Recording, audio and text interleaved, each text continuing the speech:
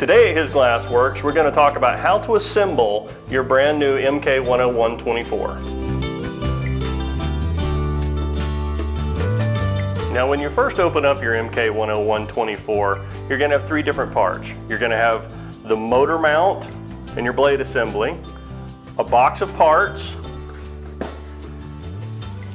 and then on the bottom of your tray, you're going to have your base tray with your sliding tray and a water pan.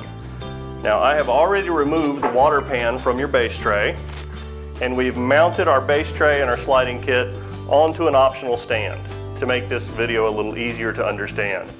Now the stand's a great thing to have. This can also set on a tabletop for very easy use. The optional stand is a great thing to have for setting up around your studio where you don't have a table available. With the MK101-24, you have a 24-inch span for the slide tray. Now that's great if you've got arms like an orangutan, but for most people, it's going to be a little bit far away from the blade and you're going to be stretching out. So one of the first things we recommend to do is to find your parts bag and locate your wrench. This is used both for taking on and applying your blades, but it also has this other end that is used for altering the stand. So you'll notice back here on our motor mount assembly, you'll see it's attached to the base plate by these two bolts. You'll also notice this extra hole here. This is where you want to unbolt these two bolts from your motor mount, and we're going to shift our motor mount forward to shift our blade and our motor closer to the slide tray so you don't have to reach as far. This is accomplished with your tool. It fits onto these bolts, and you'll want to go ahead and unscrew all of these.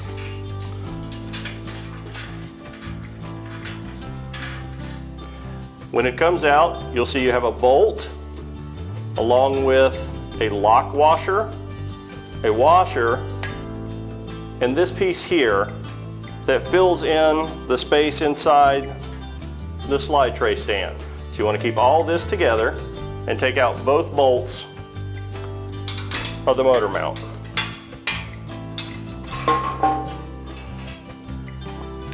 So you'll see again we have a lock nut, a washer, and our sleeve along with the bolt, and we have removed our motor mount.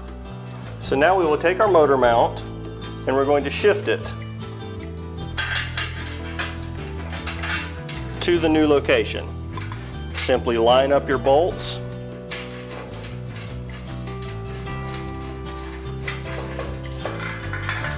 slide your sleeve and your bolt into your second location,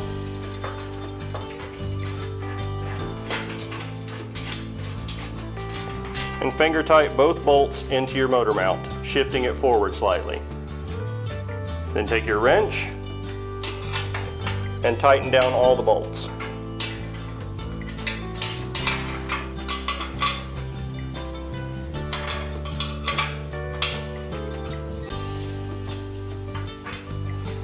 Now your motor mount is good and steady and moved forward slightly.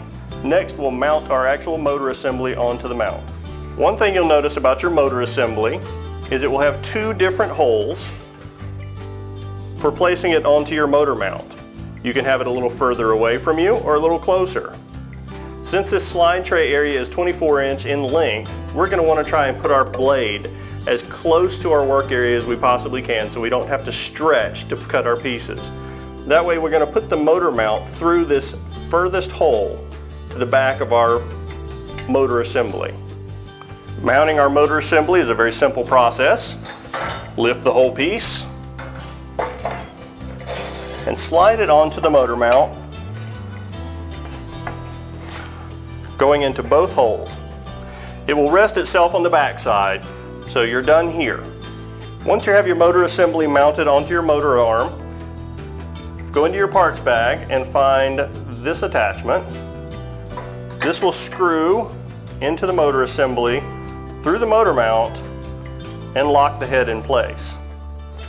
If you needed to raise your saw up at any moments, if you wanted to try and do some sort of cutting underneath your blade, this is where you would loosen this part and be able to shift your blade up and reattach here for different levels. If you're just doing plain straight cuts through your slide tray, you'll want the saw head positioned all the way down and tightened down so it does not raise up when you're cutting through your material. Now that we have our motor assembly attached to our motor mount and onto our slide tray assembly, we can add in our water pan, which slides through the slide tray assembly all the way to the back. This is where your submersible pump and all your water will go to feed your blade. In your parts box, you'll also find a rubber stopper. This goes into our water tray to prevent any water from flowing out.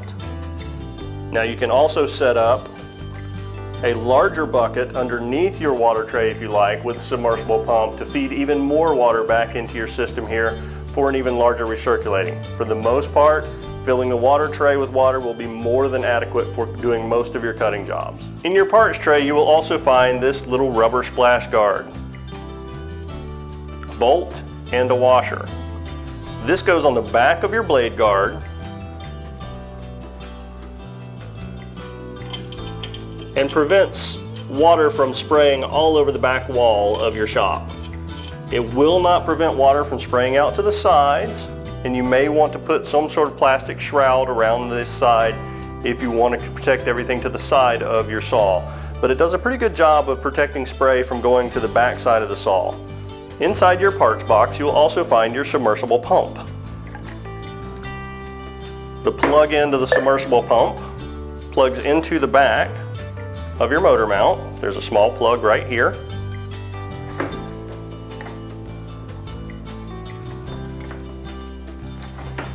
And the submersible pump itself fits into the back of the water tray, right about here.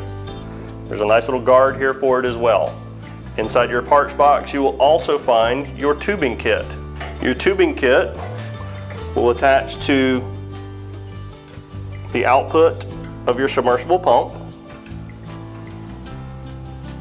Press it down as hard and as far as you can. The other end of your tubing kit attaches to your blade guard. There's a small little brass fitting here at the top of your blade guard with a barbed fitting as well. It also slides on as far as you can go. When you're ready to mount your blade onto your blade assembly, you'll see we've got a little label here that says new blade lock with an arrow pointing down. Underneath, if you feel along, there'll be a little button right near the blade assembly attachment. If you put some slight pressure on that and start to move your blade assembly, it will eventually lock into the shaft. Once that button is held, the shaft will be locked in place. That's when you use your wrench and remove the nut from the blade shaft.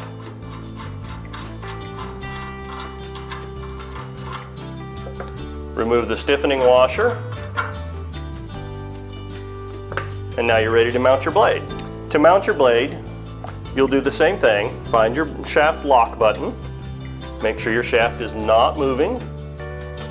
You can take your blade,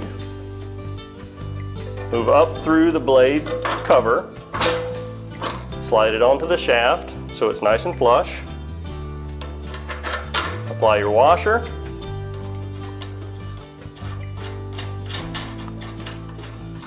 And screw the nut back on. While you're still holding the shaft lock button, use your wrench to tighten the blade down. Now you can release and your shaft will turn. On your blade cover assembly, you'll notice this small little thumb screw at the back here. This you can slightly loosen to bring your blade guard down and then retighten. It doesn't take much. When you're ready to remove your blade, you do the same in reverse. Slightly loosen the thumb screw, you can lift your blade guard up, tighten it, and it will hold your blade guard up while you remove or replace your blades. One other thing you'll want to pay attention to when you're MK, once you've had it set up and your blade is on and you're ready to go, when you switch it on, there are two water feeds on either side of the blade inside the blade guard. Now oftentimes from the factory, they're little copper tubing and they're oftentimes very straight. Now they should be turned slightly inward to spray water onto the blade itself. If they're not, you're not going to get enough water at your contact point between the blade and your glass. You're going to cause a lot of sparking, possible thermal shock on your glass, and cause a lot of cracking and fracturing of your glass. A good way to test that is when you turn on the saw, if there's water pouring out the sides here, you'll know that your water inputs are probably straight and they need to be slightly bent inwards. Let's see what this one looks like.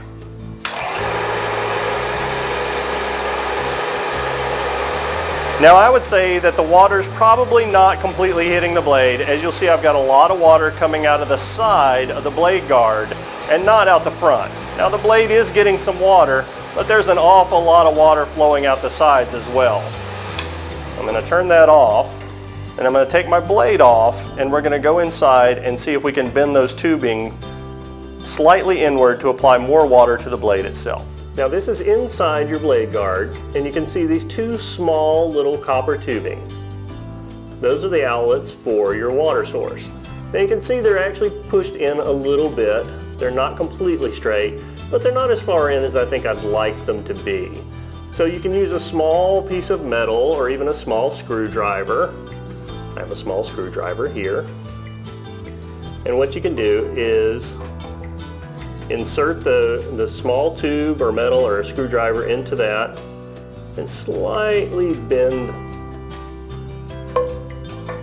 the water outputs. Doesn't take much. They are slight, just little pieces of copper, and you want to bend them in just very slightly. That'll give more water to the blade itself.